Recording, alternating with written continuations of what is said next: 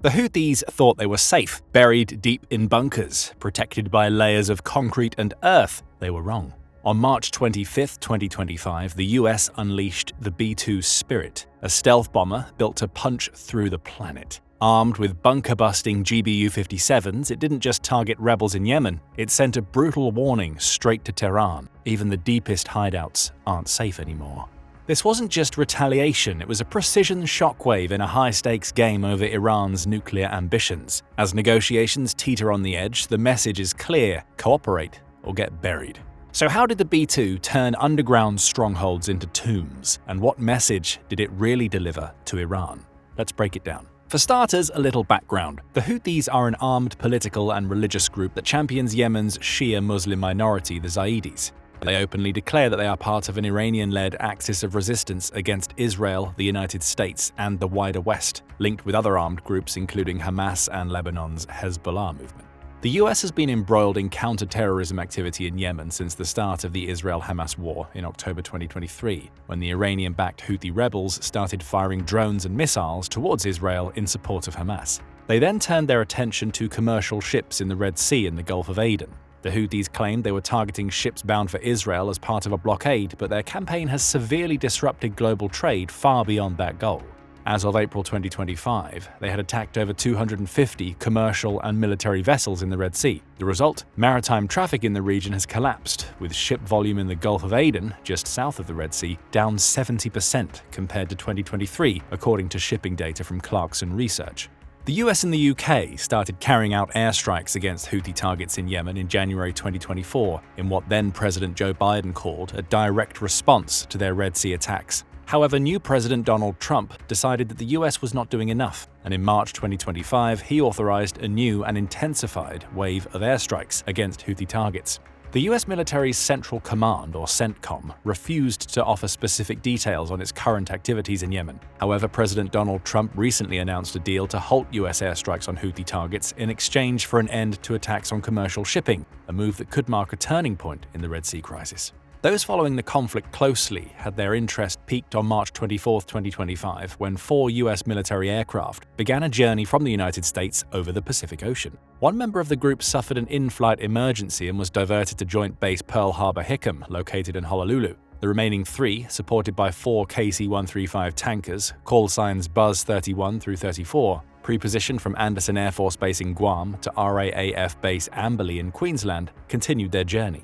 Operating under MARSA, military assumes responsibility for separation of aircraft, Pitch 11 and 12 flew as a formation under a single air traffic control contact, while Pitch 14 followed independently. Hours later, additional aircraft left the US on the same route headed to Diego Garcia, a highly secretive facility located on a remote island in the Indian Ocean in the Chagos Archipelago, which is part of the British Indian Ocean Territory. Sovereignty of the island is disputed by Mauritius, and in 2024, the UK signed a 99-year lease with Mauritius to secure the joint UK-US military facility. It's located approximately 2,935 miles northwest of Australia, 1,116 miles southwest of India, and 2,197 miles east of Tanzania. Construction of the military facilities on the island began in the 1970s and later played an important role in the First Gulf War in 1990 to 1991, the invasion of Afghanistan in 2001, and the invasion of Iraq in 2003. Diego Garcia is capable of hosting B-2 Spirit bombers, with a deep-water port, a long runway, and satellite communications facilities. It was satellite imagery that disclosed the presence of 6 B-2 Spirit bombers at the base, a fact later acknowledged by the US Air Force. B-2 Spirit stealth bombers are low observable or stealth manned bombers capable of delivering both conventional and nuclear munitions.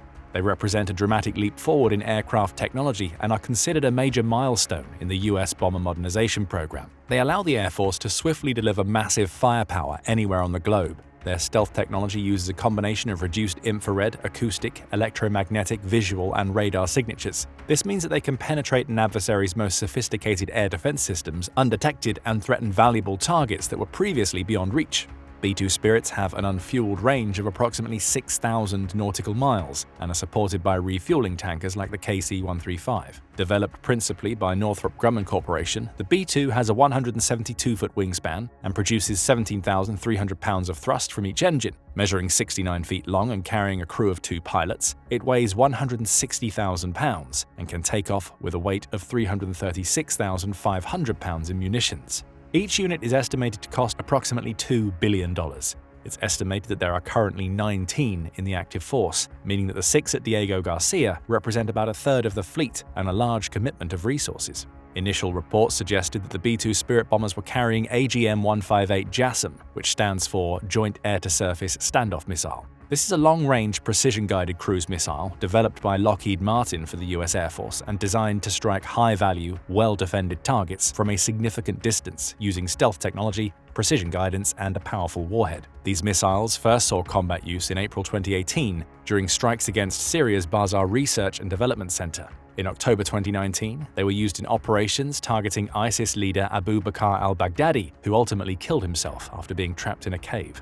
The missile has a low observable airframe, designed to evade air defenses in the same manner as the B-2 planes. It also has an advanced guidance system, which allows it to penetrate dense air defense networks. It will eventually be equipped with a weapons data link that will enable course corrections after launch, which will be a vital feature for engaging mobile targets. The missile is 4.26 meters long, with a diameter of 0.55 meters and a height of 0.45 meters. It has an extended wingspan of 2.7 meters and weighs approximately 1,023 kilograms at launch. The AGM-158 is equipped with a 432-kilogram WDU-42B penetration and blast fragmentation warhead designed to destroy hardened targets such as bunkers and reinforced structures.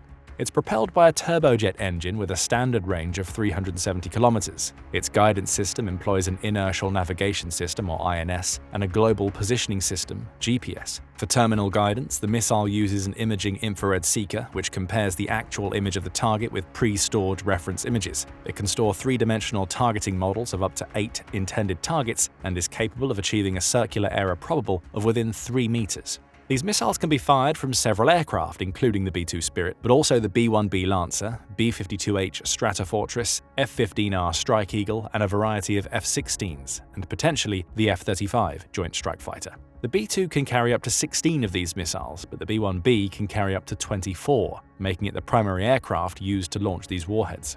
However, later reports suggested that the B-2s were actually carrying 30,000-pound GBU-57 Massive Ordnance Penetrators, or MOPs. If this is true, it will be the first time that these munitions were used in combat, measuring 6 meters in length and weighing over 12 tons each. The B-2 is the only aircraft that can carry these warheads, with a maximum payload of 2. There is significantly less public information available about what this MOP missile can do, but it's called a precision bunker buster, which should shed some light on its specs. It is specifically designed to target deeply buried and fortified targets. The missiles contain a large penetrating smart fuse that can censor when it's no longer penetrating mass and has reached a void, indicating that it has reached an underground facility. This is vital because with deep subterranean targets, effectiveness relies not just on hitting the right target, but detonating the warhead at the optimal moment after burrowing it into the ground, even when intelligence about the exact layout of the bunker is limited. The GBU-57 MOP is designed to penetrate deep, up to 200 feet. The explosive combines 4,590 pounds of AFX-757 and 752 pounds of PBX-N114, with both polymer-bonded explosives optimized for controlled detonations in confined spaces. As of 2015, the primary contractor for the missile, Boeing, had the capability of delivering at least 20 bombs to the US Air Force each year, so it's believed that the US has a small stockpile. There are also reports that a new facility is being built in Oklahoma to triple or quadruple annual production. Official sources within the US Air Force claim that they have not used these MOP bombs against the Houthis in Yemen, even though the B-2 stealth bombers have been used in operations. Critics have suggested that using MOP munitions against the Houthis would be a waste of resources in Yemen, though the Houthis do have underground targets. In 2017, it was reported that the Houthis were building their new military facilities 50 feet underground. But sending the B-2s, which can carry bunker busters, is not just about combating the Houthis. It's also clearly meant to send a message to those who back the Houthis, specifically Iran. It may be no coincidence that the B-2s were deployed in the region while the US is in the middle of negotiations with Iran about their nuclear program. President Trump even reportedly said in April, "I think if the talks are not successful with Iran, Iran is going to be in great danger." Iran is what is known as a nuclear threshold state, which means that while it's not believed they currently possess nuclear weapons, it is believed that they have the technologies needed to build nuclear warheads. They reportedly have accumulated a stockpile of highly enriched uranium that's large enough to fuel multiple weapons of mass destruction with minimal further enrichment. Iran has always maintained that its nuclear program is benign and allowed by its membership as a non-nuclear weapons state in the Nuclear Non-Proliferation Treaty. Under this treaty, it's believed that there are 9 countries in the world that possess nuclear weapons: the United States, Russia, China, France, the United Kingdom, Pakistan, India, Israel, and North Korea. Israel, India, and Pakistan have never signed the Non-Proliferation Treaty, and North Korea once signed but withdrew in 2003. North Korea is known to have been conducting nuclear tests as recently as September 2017, when it tested a thermonuclear device with a yield estimated at approximately 250 kilotons. The bomb dropped on Hiroshima was just 15 kilotons, and the one that destroyed Nagasaki was 25 kilotons. Iran began a clandestine uranium enrichment program in the late 1980s after signing the treaty in 1968. It imported key equipment and materials from China and Pakistan. In the late 1990s and early 2000s, Iran ran covert projects to develop and test nuclear weapons known as the Ahmad Plan. This plan was discovered in 2002, starting years of diplomacy and pressure aimed at curbing the nuclear program, while Iran openly accumulated large stockpiles of enriched uranium. Diplomacy and sanctions culminated in 2015 when Iran and 6 world powers concluded the Joint Comprehensive Plan of Action that aimed to both limit Iran's nuclear activities and increase transparency around those activities, monitored by the International Atomic Energy Agency. However, in 2018, President Trump, in his first term, withdrew the United States from the deal, citing Iran's continued lack of transparency about its nuclear work and faulting the agreement for not curbing Iran's missile program or Iran's funding of militant groups like the Houthis in Yemen. Washington then reimposed sanctions and took steps to curb Iran's oil sales. Since then, Iran began further decreasing compliance, and in 2020, Iran announced that it would no longer observe any limits set by the agreement. Their nuclear activities then further accelerated following the assassination of Mohsen Fakhrizadeh in November 2020. Biden pledged to return the US to the Joint Comprehensive Plan of Action when he took office in January 2021, but negotiations failed as Iran demanded greater reassurances that the United States would not withdraw from the deal again, and that the International Atomic Energy Agency would end its probe into man-made uranium particles found at several undeclared sites around Iran. Negotiations were further undermined by Iran's violent crackdown against protesters in the fall of 2022, associated with the death of Mahsa Amini in police custody and its support for Russia in the war in Ukraine. When President Trump started his second term in office in January 2025, he and Israeli Prime Minister Benjamin Netanyahu were aligned on confronting Iran as a supporter of Hamas in the war in Israel. The bombings in Yemen in March 2025 were part of that activity. But while Netanyahu wanted to push their military advantage to take out Iranian nuclear facilities, in April 2025, Trump decided to pivot towards negotiations to try and make a deal that would prevent Iran from ever getting nuclear weapons. The show of force in Yemen was clearly meant to signal to Iran that if they do not agree to new terms, the US is more than capable of destroying their underground nuclear facilities with MOP missiles delivered by B-2s. Some of Iran's nuclear infrastructure, such as the Tehran Research Reactor and the nuclear power station at Bushehr, has been identified and is under scrutiny by the International Atomic Energy Agency. But Iran has also been building clandestine infrastructure, areas of which, specifically Natanz and Arak, were discovered in 2002. Since then, it has continued to build both publicly acknowledged and clandestine nuclear facilities, many in deep subterranean locations. Iran is known to have a fuel enrichment plant at Natanz, an underground facility designed for commercial-scale enrichment and believed to be 8 meters below ground and protected by 2.5-meter thick walls, which are in turn protected by concrete walls. In 2004, the roof was hardened with reinforced concrete and covered with 22 meters of earth. A new facility is also currently being built inside Mount Kalan Gazlar, south of the main Natanz complex. The Ferdow fuel enrichment plant is located deep inside a mountain near Qom, in what was originally a missile base. This is considered Iran's best sheltered nuclear site and is believed to be buried between 80 to 90 meters deep. It was discovered in 2023 that the facility was modified for uranium enrichment. The uranium held here is believed to be enriched to 83.7%, just short of the 90% required for nuclear weapons. Experts think that Iran may also have a nuclear site in a mountain 20 kilometers from the town of Chalus, though this was denied by the Iranian government in 2003. The US has also previously claimed that there is an underground nuclear site at Lavizan Shian. While investigations by the IAEA did not reveal conclusive evidence of the site's purpose, some US sources allege that Iran removed topsoil and sanitized the area to conceal a facility buried deep underground. However, IAEA inspectors who visited Lavisan Shan in 2005 reported that Iran's explanation for the site's raising appeared coherent and consistent, and they were unable to verify the US claims. These are all potential targets that could be reached by US MOP missiles carried by B-2s should talks between Iran and the United States not produce results. The fourth round of talks between the US and Iran ended on May 11, 2025. Further negotiations are planned, but Iranian officials are publicly insisting on continuing their uranium enrichment activities. While both sides have said that they trust in the diplomatic process, significant red lines still exist that make it challenging to see how negotiators will resolve them.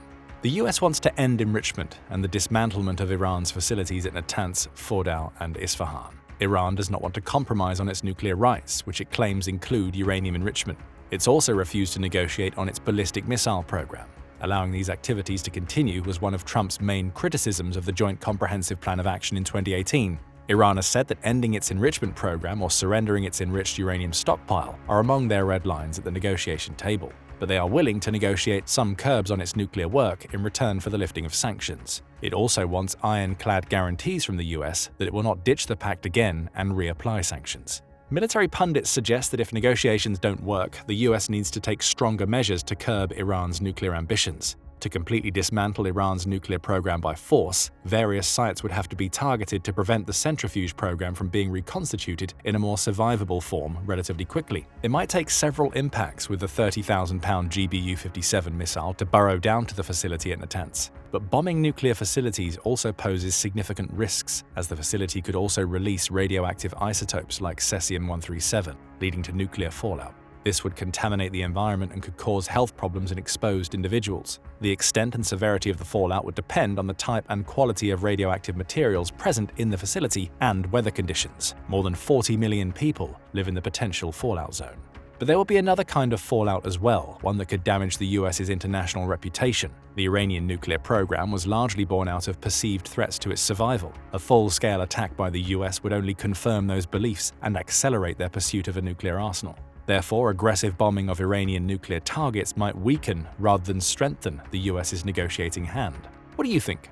Will the United States and Iran be able to agree on nuclear proliferation? And if not, will President Trump follow through on his threat to devastate Iran? Will that devastation include using B-2 stealth bombers to target Iran's underground nuclear facilities with GBU-57 bunker buster bombs? If they do, what is the aftermath likely to be? Please let us know your thoughts in the comments, and as always, thank you for watching.